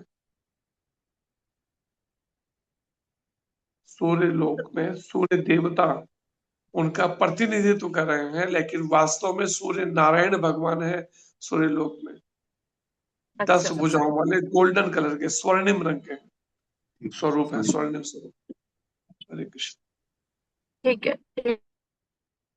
प्रभु जी, हरे कृष्णा, प्रणाम प्रभु जी। हरे कृष्ण। पिंकी माता जी अनम्यूट कीजिए। हरे कृष्णा प्रभु जी, धन्यवाद, प्रणाम। हरे प्रभु जी जैसे अभी आपने 24 तत्वों के बारे में बताया था, तो वैसे ही मैं मतलब सेल्फ रीडिंग कर रही थी भागवतम की, तो उसमें बताया जा रहा था भगवान के बारे में कि जो पूरा ब्रह्मांड है, मतलब पूरे जो 14 भुवन है और जो ऊपर के जितने भी लोक हैं, तो जैसे भगवान के जो चरण बताए वो पाताल लोक में इस तरीके से, और जंघाएं जो हैं या प्रभु जी वो हमारा पृथ्वी लोक और इस तरीके से, और जो उससे थोड़ा ऊपर जाके ऐसे जो स्वर्ग होता है, तो इस तरीके से ना पूरे भगवान का बहुत सुंदर तरीके से उसमें वर्णन दे रखा था प्रभु जी। तो हमारा जो दृष्टिकोण है, हम भौतिक जगत को ऐसे देखते हैं खराब है, तो प्रभु जी एक भक्त का दृष्टिकोण किस तरीके का होना चाहिए, चाहे वो भौतिक जगत में हम रह रहे हैं, भक्ति करने का प्रयास कर रहे हैं, तो इससे रिलेटेड प्रभु जी क्वेश्चन है कि हम कैसा विजन होना चाहिए। हमारा विजन होना चाहिए, प्रभुपाद जी कहते हैं, जिस समय में मैंने पहले भी ये बात बताई थी, दोबारा बता रहा हूं कि भगवान श्री कृष्ण जिस समय 1 साल के हो गए, यशोदा मैया पहली बार नंद भवन से बाहर निकली हैं, लेकर जमुना जी पर लेकर आई हैं कन्हैया को। और एक ऊंची जगह पे बैठा दिया। कहा कहना बैठा रहे यहाँ पर, मैं जरा अभी स्नान करके आती हूँ, खबरदार यहाँ से हिला दो। अब बैठ गए। अब परिणाम में सारी गोपियां भी बातें करें, देखो आज यशोदा पहली बार कान्हा को लेके आई। अब धरती माता भी बेचारी कब से इंतजार कर रही थी, नंद भवन से बाहर निकले तो कहीं उनको भी स्पर्श मिले उनके चरण कमलों का। आज धरती माता भी खिली हुई बड़ी प्रसन्न है कि आज पहली बार प्रभु के चरण कमलों का मेरे को स्पर्श मिला है, कोमल स्पर्श। तो परिणाम, अब धरती माता बड़ी भावुक थी, तो भगवान ने प्रसन्नता में उसके भाव को रखने के लिए क्या किया, मिठाई की तरह वो माटी खानी शुरू कर दी। अब जैसी शुरू की, किसी गोपी की नजर गई, वो चिल्लाई, अरे यशोदा देख, कान्हा तो माटी खा रहा है। अब जैसी आवाज गई, दौड़ती हुई माता आई, तो कन्हैया बिल्कुल ऐसे बैठ गए, बिल्कुल जैसे को पूछते हैं। भैया ने कहा क्यों माटी क्यों खाई, सिर हिलाने लगे, मैंने नहीं खाई माटी। तो झूठ बोलते, कहते नहीं बिल्कुल झूठ नहीं बोलता, सच बोल रहा हूं, मैंने माटी नहीं खाई। नहीं खाई तो अच्छा थे, मुंह खोल, खोल मुंह। जैसे ही मुंह खोला तो परिणाम, सारे ब्रह्मांड चक्कर लगा रहे हैं मुख के अंदर, सारे ब्रह्मांड। और उन्हीं में से एक ब्रह्मांड में ये लीला भी चल रही है कि यशोदा मैया उसका मुख देख रही है। अब प्रभुपाद जी यहाँ पर कहते हैं कि भगवान श्री कृष्ण का जो शरीर है वो भौतिक है या आध्यात्मिक है। उत्तर है आध्यात्मिक। अगर भगवान कृष्ण का शरीर आध्यात्मिक है तो प्रभुपाद जी कहते हैं उनके मुख में जो ब्रह्मांड है वो भला भौतिक कैसे हो सकते हैं। तो फिर ये भौतिक क्या है, अगर सब वो भी आध्यात्मिक, तो फिर भौतिक क्या है। भौतिक है ये हमारी खोपड़ी, ये उल्टी चलती है हमेशा, भौतिक भौतिक की रट लगा के रखी है इसने, हमेशा ऐसी सोचती है बस। जब आप भौतिक सोचेंगे तो सब भौतिक ही दिखेगा आपको, और आध्यात्मिक सोचेंगे, भगवान के शुद्ध भक्त इसी संसार में गोलोक धाम का आनंद लेते हैं, वैकुंठ का आनंद लेते हैं। क्यों, वो भौतिक कुछ देखते ही नहीं, सब कुछ आध्यात्मिक देखते हैं। राधा कृष्णमय सब जग जानी, करहु प्रणाम जोरी जुग पानी। राधा कृष्णमय वो दृष्टि से जब देखते हैं कुछ भौतिक लगता ही नहीं उन्हें यहाँ पर। तो जो कुछ हो रहा है यहाँ गड़बड़, तो वो तो वहां भी हो रहा था भाई, गोकुल और नंद भवन में भी, वहां पे वृंदावन में भी तो हो रहा था। वो बदमाश, छटा हुआ बदमाश कंस अपने राक्षस भेजता था कन्हैया को मारने, वो तो वहां भी चल रहा था। अगर यहाँ चल रहा तो कौन सी बड़ी बात के अंदर। लेकिन वो आध्यात्मिक दिव्य उस भावना से आध्यात्मिक ही दृष्टिकोण से देखते हैं, वो भौतिक दृष्टिकोण नहीं रखते। लेकिन इसका मतलब ये नहीं है, प्रभुपाद जी कहते हैं ऐसा करते हैं फिर चलो सांप को गले लगाते हैं, सांप को, सबसे जहरीले वाले सांप को गले लगाते हैं। क्यों, क्योंकि सांप ना, वो अंदर से चिंतन जो है आपकी दृष्टि क्या होनी चाहिए, लेकिन ऊपर से व्यवहार वैसा करना है जैसा यथा योग्य आसन सब दीना। जिस समय में राजा जनक के यहाँ बारात गई भगवान राम की, तो उन्होंने सबको एक बराबर आसन नहीं दिया, यथा योग्य आसन, सबको उसके उचित ही उसके अनुसार व्यवहार करना पड़ेगा। लेकिन अगर आध्यात्मिक जगत मान के रहेंगे तो बड़े सावधानी, बड़े सतर्कता से हर बात को गंभीरता से लेंगे। लेकिन संसारिकता मान के लेते हैं, इधर से सुनते हैं, परवाह ही नहीं किसी की, अंतर ही नहीं। इसलिए यही प्रामाणिक गुरु से सीखना है। हर तरह की परिस्थिति में, हर तरह की जीवात्माओं को डील करने के लिए हमारी बुद्धि कैसी परिष्कृत होनी चाहिए, शुद्ध होनी चाहिए, यही गीता भागवत से और एक प्रामाणिक गुरु से समझना है। लेकिन हमारी भी स्थिति क्या है, जैसे होता है ना, कोई बच्चा स्कूल में एडमिशन लेता है तो कॉरेस्पॉन्डेंस या घर में बैठ के पढ़ाई कब से शुरू करता है, कौन सी क्लास से घर में रह के आप पढ़ाई कर सकते हैं। गवर्नमेंट ने क्या रूल निकाला हुआ है, कौन सी क्लास का रूल है, 9th क्लास से शुरू होता है घर में बैठ के, बाकी रेगुलर स्कूल जाना पड़ता है बचपन में। लेकिन हमारी स्थिति क्या है, यहाँ गुरु महाराज से दीक्षा लेने पहुंचे और दीक्षा लेते ही साथ, दीक्षा भी नहीं हुई अभी, अभी होनी है, पहले पूछते हैं प्रभु जी कितने बजे तक प्रोग्राम खत्म हो जाएगा। हम सोचते हैं शाम वाली ट्रेन पकड़ ले, मतलब एडमिशन लेते ही सीधा घर के लिए रवाना, मतलब स्कूल में बैठे रहे नहीं, और पढ़ाई अब घर पे ही रह के सारी पढ़ाई। अब पढ़ाई पूरी कैसे हो, इसलिए वो पढ़ाई पूरी नहीं हो रही, अधूरी है। इसलिए वो देहात्म बुद्धि निकल ही नहीं रही, कचरे की तरह दिमाग में घुसी है, बस वो निकलती ही नहीं, मैं और मेरा, तू और तेरा। इसलिए कपिल भगवान कहते हैं, माता देवहूति ने कहा ना अपने पुत्र के रूप में आए भगवान कृष्ण के अवतार कपिल भगवान को कि प्रभु मुझे कुछ ऐसा उपदेश दीजिए जिससे मेरी आध्यात्मिक उन्नति हो सके। कपिल भगवान कहते हैं भागवत के 3 स्कंद में कि माता जब तक तेरे मन में मैं और मेरा पड़ा हुआ है तब तक तेरी आध्यात्मिक उन्नति नहीं हो सकती। मैं स्त्री हूं, मैं पुरुष हूं, मैं ब्राह्मण हूं, मैं क्षत्रिय हूं, मैं इंजीनियर हूं, मैं डॉक्टर हूं, मैं इंडियन हूं, मैं अमेरिकन हूं, शरीर से अपनी पहचान और मेरा, ये मेरा परिवार है, मेरा मेरा। पता है कितनी मेहनत से मैंने घर बनाया, कितना पैसा मैंने एक एक रुपया जोड़ जोड़ के, देखो कितना मजबूत घर बनाया। कम से कम 200-400 साल इस घर को कुछ नहीं होने वाला, भले मैं 50 साल में लुढ़क जाऊं इस दुनिया से, लेकिन 200 साल तो घर कहीं नहीं जाएगा, एक ईंट भी नहीं गिरने वाली। इतने मजबूती से बनाया मैंने इस घर को, क्योंकि मेरा घर है ना, मेरा मेरा मेरा। इसी घर में फिर कॉकरोच बन के आना, फिर चूहा बन के आना या चुईया बन के आना, क्योंकि मेरा घर है। इसलिए मेरे तो गिरधर गोपाल दूसरो न कोई, जाके सिर मोर मुकुट मेरो पति सोए। मेरे तो गिरधर गोपाल दूसरो, आगे मत बोलना नहीं तो गड़बड़ हो गई, कहीं आसपास कोई सुन रहा होगा ना घर का मेंबर, वही दूसरा शुरू कर नाम देगा बस। प्रभु उस जी। समय कहीं सुन लिया ना ये क्या बोल रहे हैं, देखो कैसे शब्द बोल रहे हैं, वो भी बता दे, डंडा लेके आओ जरा, कहां पे डंडा। इसलिए हम तो बोल सकते हैं, लेकिन आप मत बोल देना गलती से वाली लाइन, मेरे तो गिरधर गोपाल दूसरो न कोई। हरे कृष्णा। प्रभु जी बहुत बहुत धन्यवाद। आपने बहुत सुंदर तरीके से बताया प्रभु जी, हमेशा की तरह। बस इसमें एक चीज और ऐड करनी थी प्रभु जी, जैसे प्रभुपाद जी ने इतने सारे हिप्पीज का उद्धार करा, तो उनके पहले के जो तो सारे चारों नियम भी टूट रहे थे और भी बहुत अपराध हो रहे थे। तो प्रभु जी दीक्षा के, जैसे प्रभुपाद जी ने उन्हें दीक्षा दी तो उसके बाद उन्होंने अपने आप को शुद्ध करा, तो अब जो उनके पहले के जो कर्म थे प्रभु जी, अब उनको क्या उससे भी जज किया जाएगा, या अब दीक्षा के बाद उनका नया जन्म हुआ है तो अब उनको उससे रिकॉग्नाइज किया जाएगा?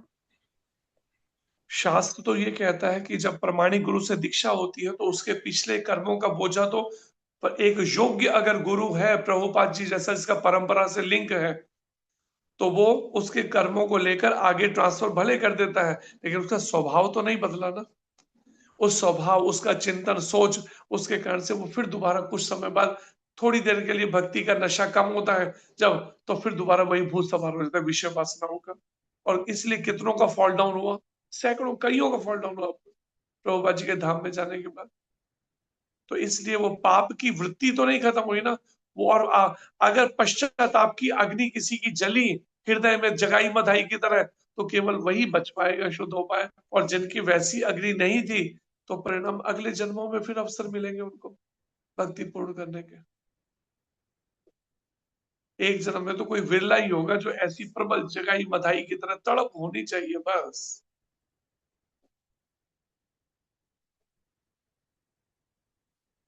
गोविंद मेरो है, गोपाल मेरो है, श्री बांके बिहारी नंदलाल मेरो है। हरे कृष्ण। हरे कृष्णा कई जी। जन्म लगेंगे, लेकिन अवसर दिए जाएंगे उन्हें किसी ब्राह्मण वैष्णव परिवारों में भक्ति करने के। लेकिन इसका मतलब नहीं हम भी कई जन्म लगाए, हमें तो एक ही जन्म में हर हालत में पूरा करना है, वो भी समय खत्म होने से पहले। पूरे जीवन भर यही नहीं करते रहना है, परिपक्व अवस्था का वो टेस्ट भी तो देखना है ना रागात्मक भक्ति का। इसलिए थोड़ा स्पीड अप करो अपने इस मार्ग को तय करना, चींटी की चाल मत चलो। हरे कृष्ण। हरे कृष्णा। बहुत बहुत धन्यवाद प्रभु जी। मनोरमा माता जी अनम्यूट कीजिए। हरे कृष्णा प्रभु जी, धन्य प्रणाम, सभी भक्तों को धन्य प्रणाम। प्रभु जी अभी आपने बताया कृष्ण कृष्ण किस प्रकार अपनी विभिन्न शक्तियों द्वारा कार्यशील है, तो ये इसमें जो भगवत गीता के अध्याय 2:47 नंबर श्लोक में आया है, कर्मण्येवाधिकारस्ते मा फलेषु कदाचन, ये वाला श्लोक में अर्जुन को भगवान जो समझाते हैं, तो हमें अपने जीवन में इसको कैसे उतारना चाहिए प्रभु जी? भगवान ने कहा ना कर्मण्येवाधिकारस्ते मा फलेषु कदाचन, कि तू अगर कर्मों को अभी ऐसी परिस्थितियों में है, तेरे अगर ब्राह्मणिकल कर्म है, ब्राह्मण की तरह के तेरे कर्म है, या क्षत्रिय या वैश्य के या शूद्र के, और अभी तो वैष्णव के उसमें पूरी तरह से नहीं ढल पाया पूरी तरह से, तो परिणाम में ठीक है, जहां भी जिस भी फील्ड में है, ब्रह्मचारी है, गृहस्थी है, या जिसमें, तो वही कर्म करते हुए क्या कर, कर्मों का फल मुझे अर्पण कर दे। लेकिन कौन से कर्मों का? शास्त्र विहित कर्मों का, गीता भागवत के अनुसार। ये नहीं कि पाप कर्म करे और बाद में कहे प्रभु ये मैं आपको कृष्णार्पण वस्तु, वो नहीं करना। पाप कर्मों की बात नहीं हो रही यहाँ पर, वैदिक शास्त्र के अनुसार कर्मों के। अब वो कोई कहे जी मेरा तो परिवार भी है 100%, तो मैं नहीं कर सकता, तो फिर प्रभुपाद जी 50-50 करें, रूप गोस्वामी जी की तरह। 50% भगवान कृष्ण की सेवा में, भगवत गीता के प्रचार में, 50% से अपने परिवार चलाए। कोई कहे मैं 50 में नहीं कर सकता, तो फिर जितना करे उतना से शुरू करे, और अगर इस जीवन में 100% पे आ जाएगा तो बहुत अच्छा, नहीं तो अगले जन्म में फिर अवसर मिलेगा उसे, किसी धनाढ्य परिवार में या किसी ब्राह्मण परिवार में। और अगर वो 50 को क्रॉस करके आगे निकल गया है 60, 70, 80, तो वैष्णव परिवार में, नहीं तो ब्राह्मण परिवार। फिर भी नहीं, 50 से नीचे रह गया तो फिर किसी रिच फैमिली में, बहुत ही नीचे रह गया तो फिर थोड़ा संघर्षमय जीवन ज्यादा हो जाएगा। जी प्रभु जी, हरे हरे कृष्ण। कृष्ण। और प्रभु जी, ये जो नीचे की लाइन थी कि तुम्हें अपना कर्म करने का अधिकार है, कर्म के फलों पर नहीं, और ना ही तुम कर्म ना करने में आसक्त हो, ऐसा कुछ था। तो इस पे थोड़ा सा बताइए। तो वहां पर जो भगवान कृष्ण कह रहे हैं, तू कर्म करने तक अपना अर्जुन फल की वो कर रहा था ना, अर्जुन में मोह क्यों जाग रहा था, या कर्तव्य से विमुख क्यों हो रहा था अर्जुन? क्योंकि वो कर्तव्य की फल की चिंता कर रहा था कि मैं अगर अपने पितामह को, दो गुरुजनों को, अपने भाइयों को, भतीजों को, या इन सबको मारूंगा, तो इसके परिणाम में फल क्या मिलेगा मेरे को? एक लंबे समय तक मेरे को नरकों की यातनाएं या तो भोगनी पड़े, या इसको दंडित होके इनके रक्त से रंजित ऐसी भूमि को पाकर मैं क्या करूंगा? मुझे तो स्वर्ग या कोई ऐसा भी नहीं चाहिए ऐसे खून से। वो कर्मों के फलों के बारे में ही खोए बेचारे, चिंता किए चले जा रहे। भगवान ने कहा तू छोड़ना फलों को, केवल शास्त्र के अनुसार कर्म कर। ये 6 आतताइयों में जो बताया है, टेररिस्ट, उग्रवादी, 6 तरह के उग्रवादी बताए गए महाभारत के अंदर। ये 6 पाप इन्होंने किए हैं। किसी के भूमि को हड़पने वाला, किसी की पराई स्त्री का हरण या उससे दुष्कर्म करने वाला, किसी के धन की या सोने की चोरी करने वाला, किसी के घर में आग लगाने वाला, किसको जहर देने वाला, और किसी पर डेडली वेपन से, किसी शस्त्र से जानलेवा अटैक करने वाला। ये 6 आतताई हैं, इनको मारने से कोई पाप नहीं लगता। और भगवान कृष्ण कहते हैं अर्जुन तू कर्म फल को छोड़, इस समय धर्म क्या कहता है ये देख पहले। ये 6 आतताई हैं, 6 के थे पाप करने वाले आतताई हैं, इनका वध करने में तेरे को कोई पाप नहीं लगेगा। और भगवान फिर समझाते हुए उससे, कर्म के फल की चिंता मत कर, तू कर्म करने पे विश्वास रख। इस तरह से शास्त्र के अनुसार अगर हम कर्म कर रहे हैं फिर हमें भयभीत नहीं होना चाहिए। हाँ, शास्त्र विरुद्ध कर्म कर रहे हैं तो जरूर डरना चाहिए उससे, पापमय कर्म जिसे कहते हैं। तो ये बात भगवान कृष्ण अर्जुन को बता और सिखा रहे हैं। कर्म फल की इच्छा छोड़, तू तो केवल शास्त्र के अनुसार कर्म कर। उसमें फिर चाहे भाई मरता हो, चाहे भतीजा, चाहे चाचा, चाहे ताया, और या फिर गुरुजन ही क्यों ना हो, अधर्म पाप करने का तो अधिकार किसी को भी नहीं है। चाहे फिर द्रोणाचार्य ही क्यों ना हो, जो अधर्मी का साथ दे रहे हैं, मरना तो पड़ेगा। जो भी पाप के साथ में अधर्मी के साथ खड़ा हो उसे मरना पड़ेगा। भले पितामह ने संकल्प प्रतिज्ञा कर रखी थी हस्तिनापुर के साम्राज्य को ठीक हाथों में, लेकिन जब धर्म धर्म की बात आए तो शास्त्र कहता है पितामह को भी संग छोड़ देना चाहिए था उनका, इन अधर्मियों का, दुर्योधन, उसके भाइयों का, शकुनी का, दुष्टों का। लेकिन नहीं छोड़ा तो मरना पड़ा। सोचिए, जब 12 महाजनों में एक महाजन पितामह को भी नहीं छोड़ा गया, द्रोणाचार्य जैसे गुरुजनों को नहीं छोड़ा, तो फिर आप और मैं कहां से बच सकेंगे? इसलिए साधक सावधान, गीता के अनुसार जीवन जीना सीखना है। समझिए इस बात को, मन मर्जी का जीवन नहीं चलेगा। अगर एक ही जन्म में भगवत प्राप्ति करनी है तो। और दूसरा क्या बताया इसके बाद में, एक और थोड़ा सा बताया था ना इसमें भगवान ने क्या, कर्मण्यवादी कार्य से माफिलित कदाचन ना कर्म फले ना से संगे तुम्हें अपने कर्म करने का अधिकार है, कर्म के फल की प्राप्ति की नहीं। ना ही तुम कर्म करने में आसक्त हो, ना ही खुद को अपने कर्म का कारण मानो, कर्म करने का कारण मानो। ये देखो बोला यहाँ एक और बात है ध्यान देने वाली, क्या है, ना तो कर्म करने में आसक्त हो जाओ, अर्थात न्यूट्रल रहकर एक सामान्य अपने संतुलन बनाए हुए आपके सामने जो परिस्थितियां आती हैं उस परिस्थितियों को भगवान की बताई, जो मनुष्यों के लिए भगवान ने नियम कानून बताए, उसी को ही सनातन धर्म कहा गया है और वही भगवत गीता में वर्णित है।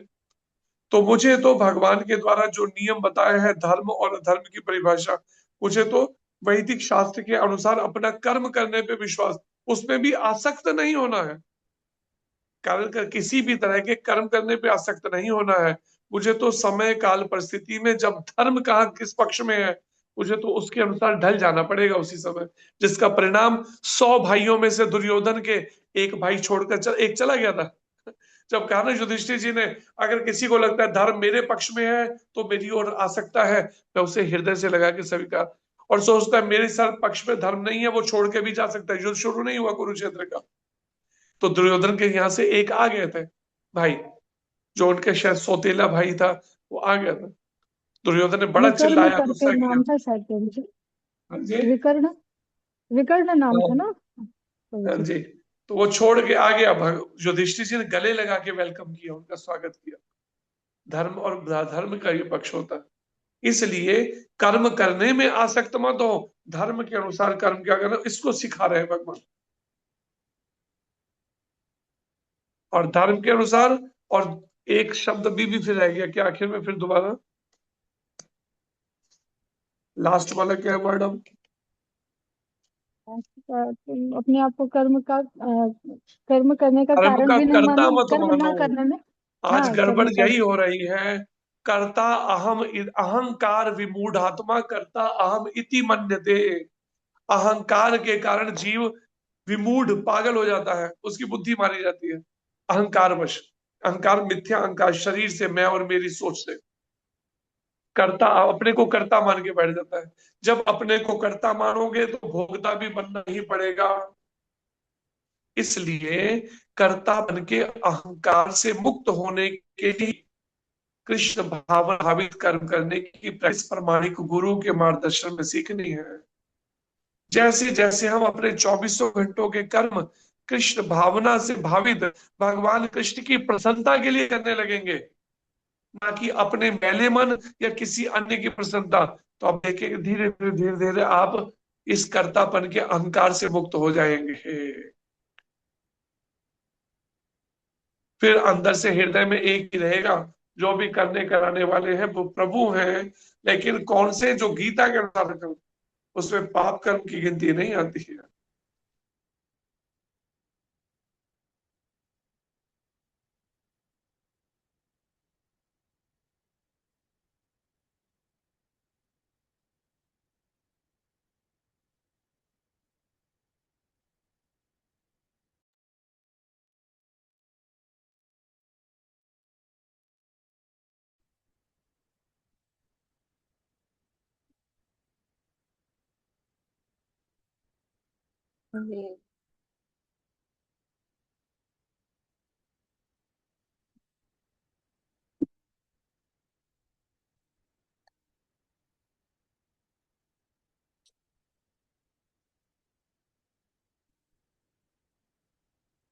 नहीं, शरीर मान के रखा हुआ है, बस मैं शरीर हूं, मैं स्त्री हूं, मैं को शरीर के प्रति प्रबल आसक्ति है।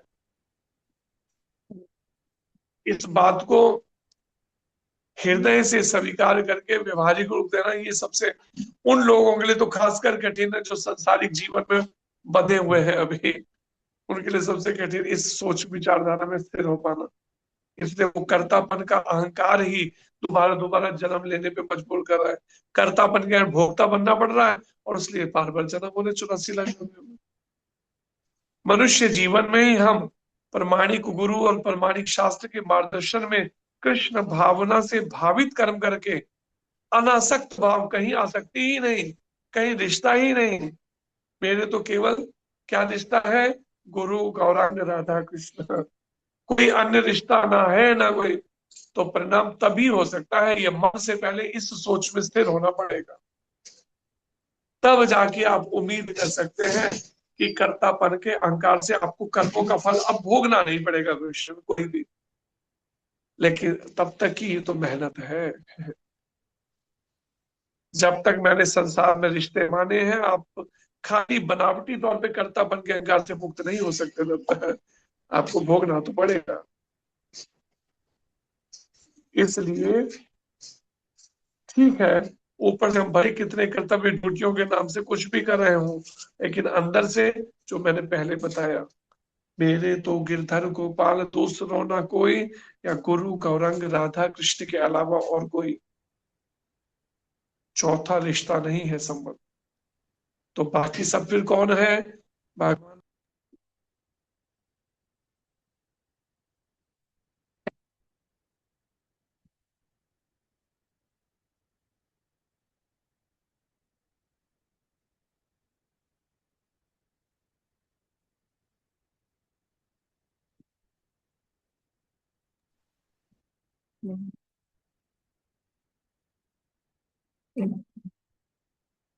तो ये बात हरे कृष्णा जी प्रभु, एक्चुअली आपका लॉग इन लॉग आउट हो रहा है बार बार, तो बीच में आवाज चली गई थी और आप जो मतलब लेफ्ट भी हो गए थे ग्रुप से, तो और वीडियो भी ऑफ है आपका। जैसे जैसे बताया ना प्रभुपाद जी ने और गौरांग महाप्रभु के जो मार्गदर्शन, उसके अनुसार धीरे धीरे जैसे चलेंगे ना, धीरे धीरे ये अवस्था आएगी कि अनासक्त होके कैसे अपनी ड्यूटीज निभाई जाती हैं, ये वहीं पे तब सीख रहे हो। जैसे सबसे बड़ा उदाहरण कौन है, अनासक्त भाव से जिसने जीवन जिया हो, सबसे पहला उदाहरण भगवान श्री कृष्ण ही है। सारी ड्यूटीज कर्तव्य निभा रहे हैं, लेकिन आसक्ति कहीं भी नहीं है। सोचिए, और कोई नाम याद आता हो किसी को भगवान कृष्ण के अलावा जिसने अनासक्त होकर जीवन जिया हो? जी प्रभु जी, राजा जनक जी। राजा जनक हैं जिन्होंने अनासक्त भाव से जीवन को जिया है।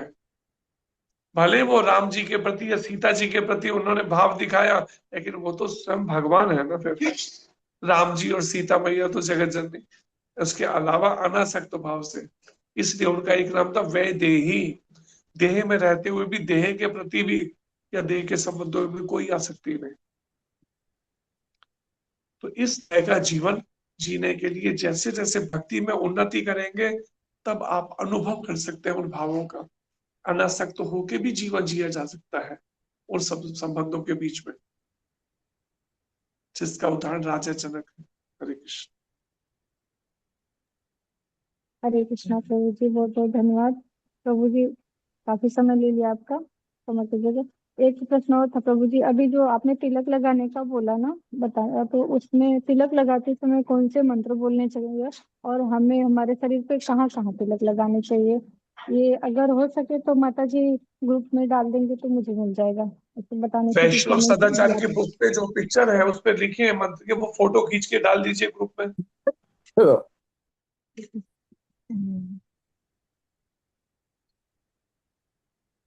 जी प्रभु जी, हरे कृष्ण। थैंक यू प्रभु जी, धन्यवाद, धन्यवाद प्रणाम। वैष्णव सदाचार के अंदर भी है ये, उससे भी प्रभु जी मेरे पास आप नहीं कर है। सकते हैं। जी माता जी, हम ग्रुप्स में शेयर कर देंगे। जी माता जी, धन्यवाद, हरे कृष्ण, धन्यवाद। जी अजीत प्रभु जी, अनम्यूट कीजिए। जी प्रभु जी, हरे कृष्णा। हरे कृष्ण जी। इस सृष्टि का जो अपना नियत काल है, तो ये नियत काल जो प्रभु जी, इस सृष्टि में क्या क्या आता है? अपना 14 लोग आते हैं इस सृष्टि में, क्या क्या कौन कौन से लोग आते हैं प्रभु जी? नियत काल जो है वो काल समय की गति को बताया गया है, उसके अंदर जो काल समय है ना उसको बताया गया है नियत काल। ना कि सृष्टि को उसको। जो ये काल का काल चक्र जो चल रहा है ना, जी एक समय थोड़ा समय जन्म होता है, कुछ समय फिर धीरे धीरे, पहले बाल्यावस्था, फिर किशोर अवस्था, फिर यौवन अवस्था, फिर कुछ समय एक जैसा रहता है, फिर वृद्धावस्था को प्राप्त होता है, फिर मृत्यु को प्राप्त हो जाता है। शरीर का ये है काल के चक्र में समय की गति से संबंधित बात कही गई है काल के चक्र को। ओके प्रभु जी। हरे कृष्ण। हरे प्रभु जी। जी दीप्ति माता जी अनम्यूट कीजिए। हरे कृष्ण प्रभु जी, धन्यवाद, प्रणाम। प्रभु जी, हरे जब कृष्ण। गीत ये करती हूँ तो उसमें लास्ट में लिखा हुआ हरि ओम तत्सत, ये हरि ओम तत्सत का मतलब क्या होता है प्रभु जी? हरिओम तस्सत का मतलब होता है कि जो भी मैं करता हूं उसमें कर्तापन का अहंकार ना आ जाए, इसलिए प्रभु उसके फल को मैं आपको अर्पण करता हूं। जो भी मैंने किया प्रभु आपको अर्पण है, इसके लिए ये हरिओम तत्सत बोला जाता है। जो भी सत्कर्म किया, जो भी कुछ किया, प्रभु आपको अर्पण करता हूं। तेरा तुझको अर्पण क्या लागे मेरा, उन्हीं को अर्पण कर देना उसके फल को, इसे कहते हैं हरिओम तत्सत करके उसे संबोधित किया जाता है। प्रभु जी, और जैसे कि बोलते हैं अपने हमारे डे टू डे लाइफ में जो भी कर्म करते हैं वो भगवान को अर्पण करने चाहिए, ठीक है प्रभु जी। ऐसे तो जैसे जो भी भगवान ने ये शरीर में फैमिली दी है, उनका जो हम करते हैं वो सब सब कृष्णा कॉन्शियस रह के करते हैं कि हाँ ये सब फैमिली कृष्णा की है ना, तो उन्हीं के लिए कर्म करते हैं।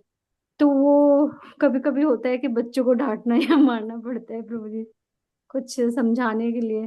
तो जब कर्म समर्पित करती हूँ तो मैं सोचती हूँ कि ये कैसे समर्पित कर। उसके लिए ये उत्तर है, प्रभुपाद जी ने इसका उत्तर दिया है। प्रभुपाद जी कहते हैं कि मैंने अपने जीवन में किसी वैष्णव के दर्शन की अगर देखा तो वो मेरे अपने पिताजी थे। कैसे थे पिताजी का स्वभाव बताते हैं प्रभुपाद जी। जब मैं छोटा था, जैसे बच्चे शरारत करते हैं, कभी मैं कोई शरारत कर देता तो मेरे पिताजी मुझे डांटते थे, लेकिन उसके बाद क्या करते थे, मन ही मन क्षमा मांग लेते थे, ये भाव रखते हुए कि जैसे यशोदा मैया नंद बाबा कृष्ण को सुधारने के लिए डांटते थे, ऐसे ही मैं केवल सुधार के लिए और फिर क्षमा मांग लेते थे। ये तरीका किया जा सकता है, ऊपर से सुधार करना, मन से क्षमा मांग लेना। वो तो प्रभु जी मारते ही डांटते ही उसके बाद फिर फील होता है कि नहीं, ये तो बच्चे हैं, नहीं तो थोड़ा ये तो नहीं समझते, मतलब मुझे समझना चाहिए। तो मैं तो उनसे ही मतलब मन ही मन ये करती हूँ कि यहाँ पे वो आपकी गलती है ना, यहाँ पे आप गलत हैं, वो नहीं गलत है, आप गलत हैं। समझते आप नहीं बच्चे थे। से अपेक्षा कर रहे हैं कि उसे समझना चाहिए। ये अपेक्षा रूपी रोग नहीं तो सारा रखे वो करा हुआ शांत करके रखा है। महाराज कहते हैं नो एक्सपेक्टेशन। बच्चे को बच्चे की स्थिति में आकर देखिए ना, उसकी उम्र पे, कि वो अपनी जगह पे कर रहा है, उसको कैसे फ्रेंडली तरीके से या किस तरह से उसको समझाया जा सके, वो युक्ति विचार प्रार्थना करिए, भगवान को बुद्धि देंगे। लेकिन बच्चे से अपेक्षा करें उसे ऐसा नहीं करना चाहिए, तो वो आपका मन ही अशांत होगा उससे। तो क्योंकि बच्चा तो बच्चों वाली काम करेगा ना, वो बूढ़े वाले काम थोड़ी करेगा, ये जवान वाले।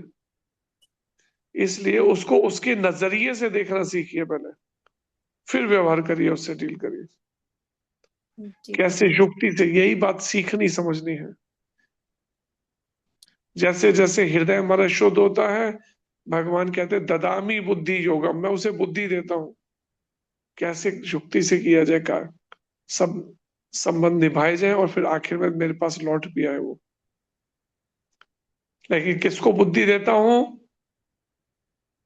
तेषाम नित्य भुक्तानाम भजताम प्रीति पूर्वकम, जो प्रेम पूर्वक भजन करेगा ना मेरा, उसको बुद्धि दूंगा, ऐसे नहीं दूंगा बुद्धि। तो इसलिए प्रेम पूर्वक भजन करने से भगवान बुद्धि देंगे, कैसे सबसे, बच्चों से भी सबसे कैसे डील किया जाए, किससे कैसा डील। हरे कृष्ण। जी प्रभु जी। प्रभु जी, अब तो ऐसे कोशिश करती हूँ, पहले ऐसा होता था, अब थोड़ा ये हो गया, कंट्रोल हो गया कि नहीं अब नहीं मारना, नहीं डांटना है, मतलब समझा के ही करना है। लेकिन प्रभु जी अगर होता है थोड़ा बहुत भी होता है कि 1% भी हुआ, तो ऐसे में कर्म कैसे समर्पित करें, मतलब मैं तो उसे ऐसे भगवान से प्रार्थना कर लेती हूँ कि भगवान ये कर तो उसमें ये बताया ना, जीवे सम्मान दिबे जानी कृष्ण अधिष्ठान।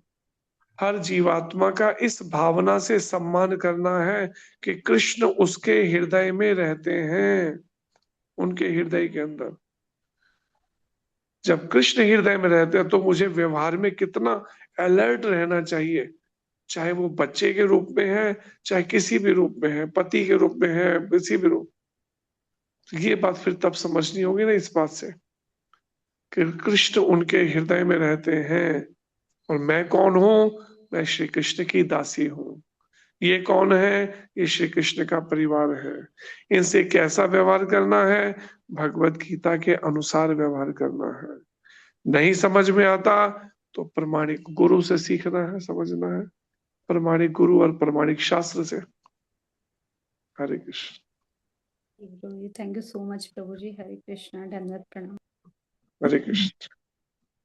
हरे कृष्णा जी, बहुत बहुत धन्यवाद प्रभु जी आपका। और कोई प्रश्न नहीं है। हरे कृष्णा। वांछा कल्पतरुभ्यश्च कृपा सिन्धुभ्यश्च पावनेभ्यो जय श्री वैष्णवेभ्यो नमो नमः। आज की जय, जगत की जय, कृष्ण वृंद की जय। हरे कृष्ण। हरे कृष्णा प्रभु जी, दंडवत प्रणाम। हरे कृष्णा प्रभु जी, प्रभु जी प्रणाम। प्रणाम। प्रभु जी पंचांग प्रणाम। हरे कृष्ण। हरे कृष्ण जी। प्रणाम।